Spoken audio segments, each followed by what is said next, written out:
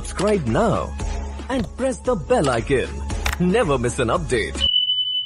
Hello दोस्तों, स्वागत है आप सबका हमारे यूट्यूब चैनल स्टडी 029 में। दोस्तों, आज का पहला क्वेश्चन वो देखते हैं। सती प्रथा का सर्वप्रथम कालांकित स्मारक किस स्थान पर मिला है? तो सती प्रथा का सर्वप्रथम जो है कि अभिलेखीय साक्ष्य जो है कि एरन अभिलेख से मिलता है। एरन अभिलेख से मिलता है। गुप्त वंश के एक शासक थे जिनका नाम था भानुगुप्त। उन्होंने एरन अभिलेख की स्थापना मध्य प्रदेश में करवाई थी। तो मध्य प्रदेश में जो एरन अभिलेख मिला है ना, इसी में जो है कि सती प्रथा का उल्लेख मिलता है। ध्यान दीजिएगा, सती प्रथा तो वैसे हमारे भारत में बहुत पहले से था। बताया जाता है कि वैदिक सभ्यता और उत्तर हड़प्पा सभ्यता में भी रहा होगा सती प्रथा।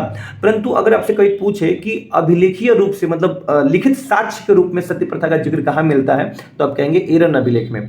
ध्यान दीजिएगा, हमारे देश में 1829 में लॉर्ड विलियम बेंटिक जो था गवर्नर जनरल भारत का, उसने सती प्रथा को खत्म करवा दिया था। हालांकि सती प्रथा को खत्म करवाने में राजा राम मोहन राय का बड़ा योगदान था। आगे आपको ये भी पता होना चाहिए कि 1856 में 1856 में ईश्वर चंद्र विद्यासागर के प्रयासों से लॉर्ड कैनिंग ने विडो रीमैरिज एक्ट भी बनवाया था। विडो रीमैरिज एक्ट, विधवा पुनर्विवाह अधिनियम। ठीक है, नेक्स्ट देखते हैं। क्वेश्चन पूछ रहा है बौद्ध संगतियों के आयोजन स्थलों का सही कालानुक्रम क्या है? तो देखिए दोस्तों, बौद्ध धर्म में 4 संगति हुई है। संगति के बोलने का मतलब ये होता है कि बौद्ध धर्म का प्रचार प्रसार करने के लिए। ठीक है, तो जो पहला बौद्ध संगति हुआ था वह 483 बीसी में हुआ था। उसी साल गौतम बुद्ध की मृत्यु हुई थी और उस समय जो है कि शासक थे अजातशत्रु।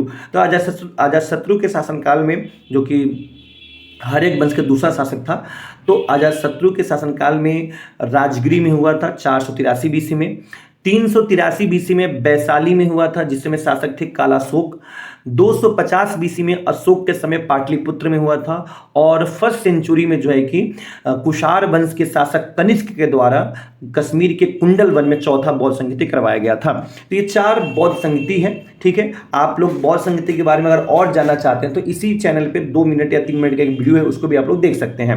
नेक्स्ट क्वेश्चन है, दिल्ली सल्तनत में लाख बख्श किस शासक को कहा गया है? तो कुतुबुद्दीन ऐबक को कहा गया है। ध्यान दीजिए, यहाँ पे लाख बख्श या पील बख्श भी अगर आता है ना, तो इसका भी आंसर जो है कि आपका कुतुबुद्दीन ऐबक होगा। आपको भी पता होना चाहिए कि कुतुबुद्दीन ऐबक जो है वो अपने सूफी संत या उनके गुरु बोल सकते हैं, कुतुबुद्दीन बख्तियार काकी के याद में दिल्ली में कुतुब मीनार की नींव रखी थी। हालांकि कुतुब मीनार का जो है कि पूरी तरह से निर्माण इल्तुतमिश ने किया था। हालांकि जब भूकंप से क्षतिग्रस्त हो गया तो उसका निर्माण पुनः फिरोज शाह तुगलक किया और आगे चलकर सिकंदर लोदी ने भी कुतुब मीनार का निर्माण किया था। कुतुब मीनार दिल्ली में है, जो आपको पता होगा। नेक्स्ट देखते हैं, भारत में मुस्लिम राज्य का संस्थापक माना जाता है तो मोहम्मद गोरी को बोला जाता है।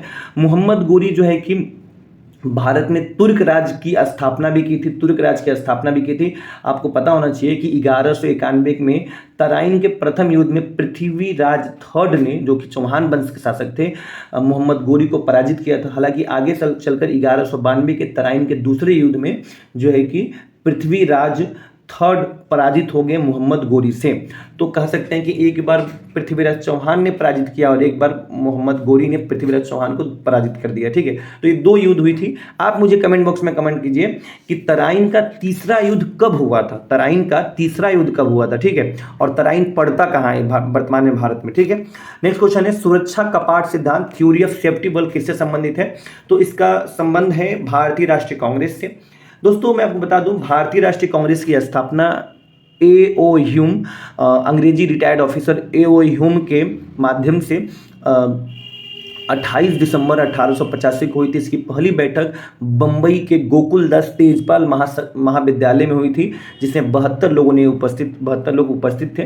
ध्यान दीजिएगा, पहले कांग्रेस के अधिवेशन के अध्यक्ष कर रहे थे योमेश चंद्र बनर्जी। अगर पूछा जाए कि कांग्रेस के पहले अध्यक्ष कौन थे, तो योमेश चंद्र बनर्जी थे।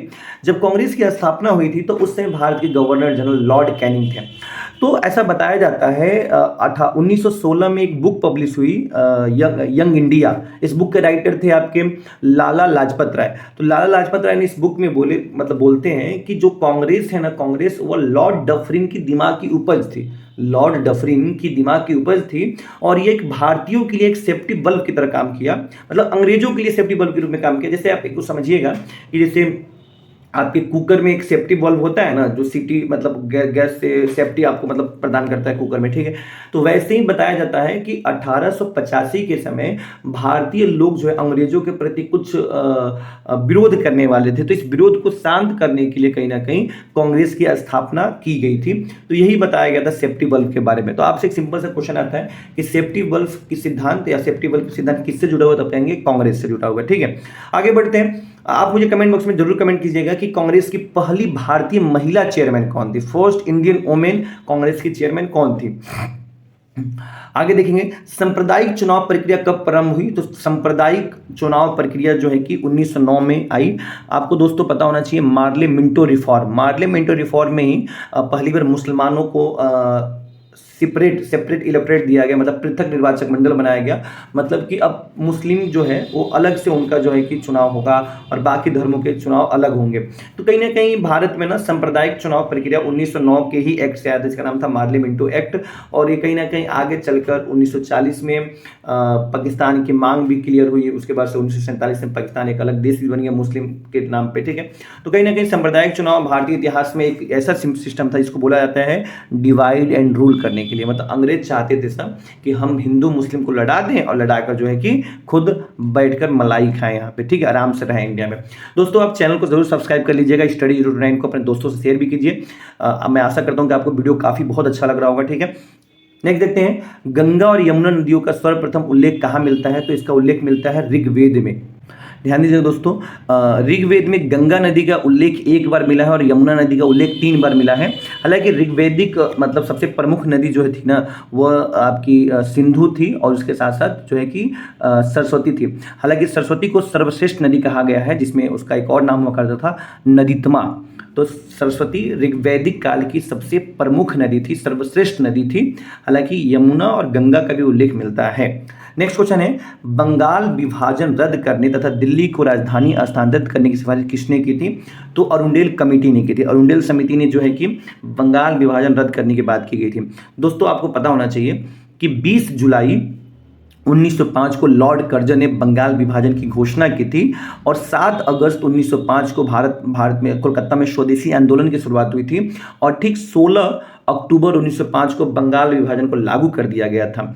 पर 1911 में जब लॉर्ड हार्डिंग सेकेंड के शासनकाल में, जो कि भारत के गवर्नर जनरल थे लॉर्ड हार्डिंग उस समय, तो दिल्ली दरबार का आयोजन होता है दिसंबर 1911 में और इसी दरबार के आयोजन में ही यह तय होता है कि बंगाल विभाजन को रद्द कर दिया जाएगा और ये भी घोषणा होती है कि अब भारत की राजधानी कोलकाता नहीं दिल्ली होगी, जो कि आगे चलकर 1912 में दिल्ली भारत की राजधानी बन जाती है।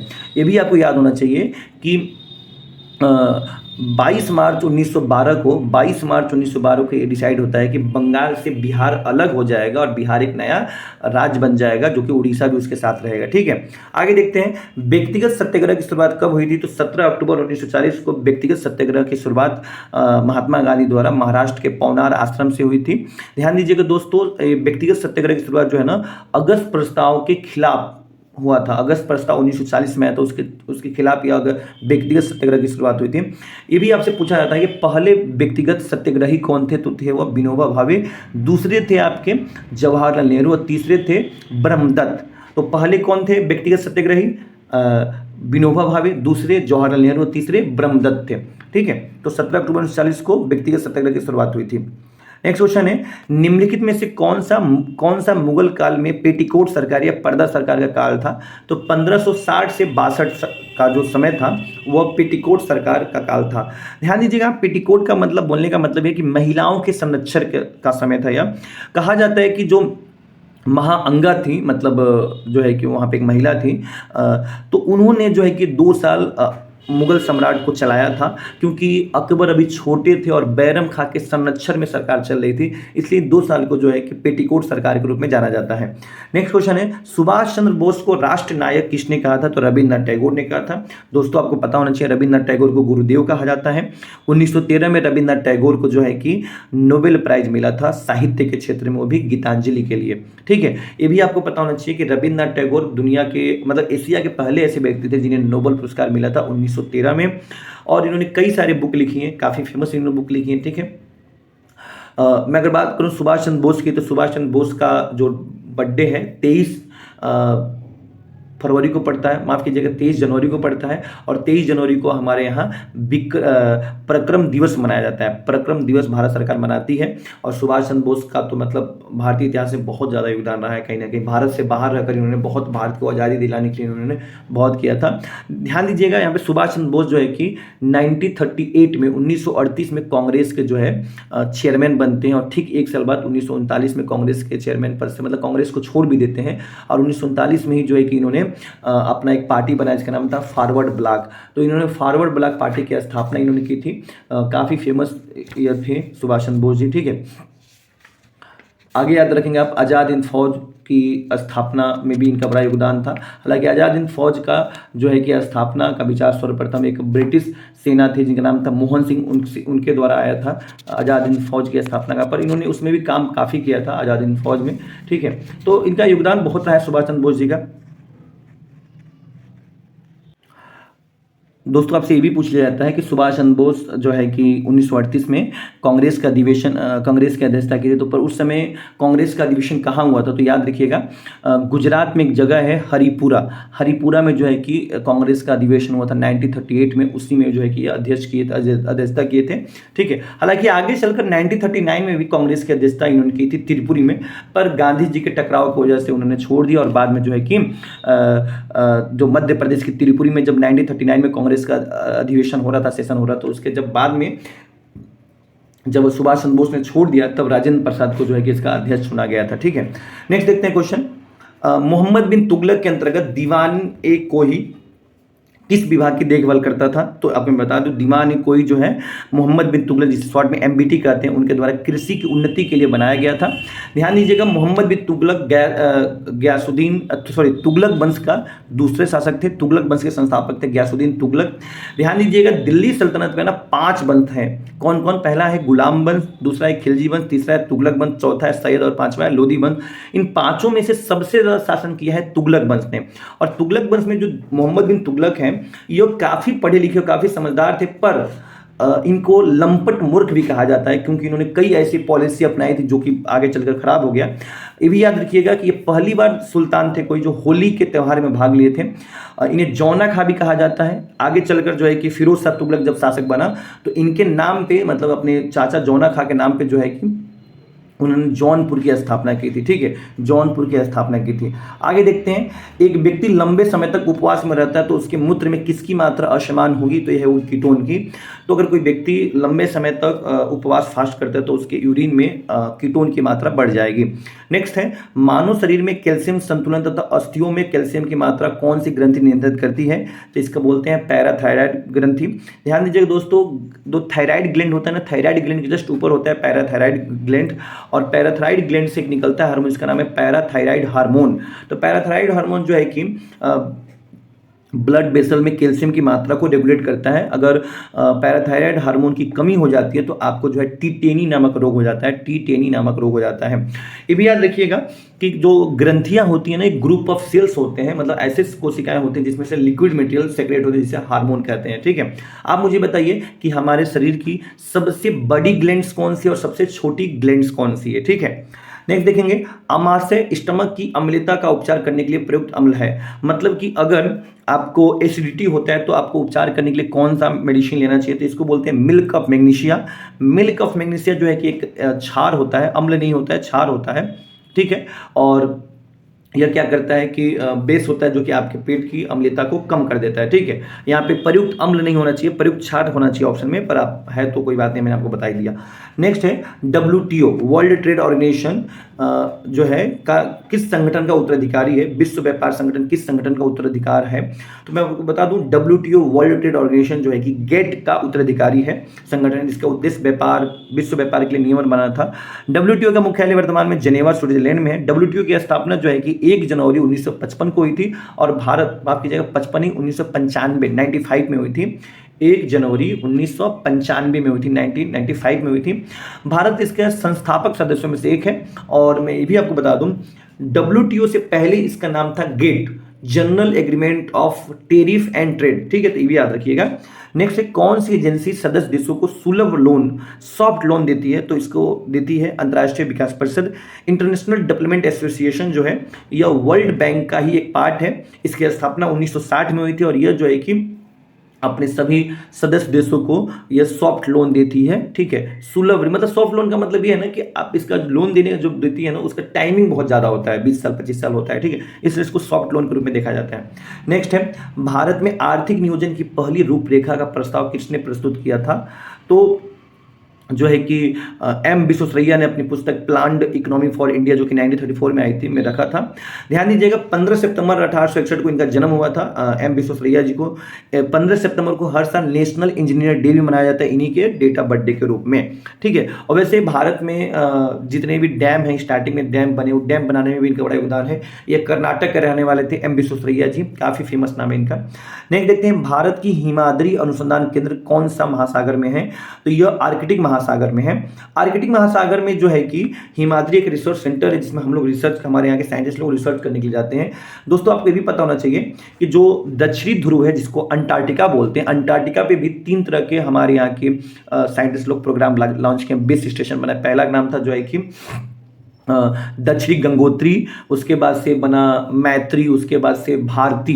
तो दक्षिणी गंगोत्री तो खत्म हो चुका है, इसे नहीं है, पर भारती और मैत्री भी खत्म हो चुका है नियर अबाउट, भारती वहां पे चल रहा है। तो अगर कभी पूछे कि दक्षिणी गंगोत्री क्या है, मैत्री क्या है, भारती क्या है, तब कहेंगे अंटार्कटिका में जो कि दक्षिणी ध्रुव है, अंटार्कटिका में क्या है, भारत का बेस स्टेशन है जिसमें रिसर्च की जाती है। ठीक है, नेक्स्ट क्वेश्चन देखिएगा 2022 का साहित्य का नोबेल पुरस्कार किसे दिया गया था, तो एनी अर्नॉक्स को दिया गया था, ये फ्रांस की रहने वाली हैं। और नेक्स्ट क्वेश्चन है अर्न विथ लर्न किस राज्य सरकार ने शुरू किया है, तो त्रिपुरा ने शुरू किया है। बेसिकली ये प्रयास करना है कि जो बच्चे हैं जो पढ़ाई कर रहे हैं उनको कुछ टेम्पोररी कार्य भी दिया जाए, ठीक है, जिससे वो कार्य कर कर कुछ पैसा भी कमा लें और अपना पढ़ाई भी कर लें। तो बेसिकली यही इसका उद्देश्य है। तो दोस्तों आज के लिए इतना ही, मिलते हैं नेक्स्ट वीडियो में। ठीक है, अपना ख्याल रखें आप लोग और वीडियो को पूरा देखें, पूरा देख भी लिए होंगे आप, और उसके साथ साथ जो है कि चैनल को सब्सक्राइब कीजिए, वीडियो को लाइक कीजिए और अपने दोस्तों से जरूर शेयर कीजिए। पढ़ते रहिए, आगे के लिए आपको बेस्ट विशेष। ठीक है, थैंक यू।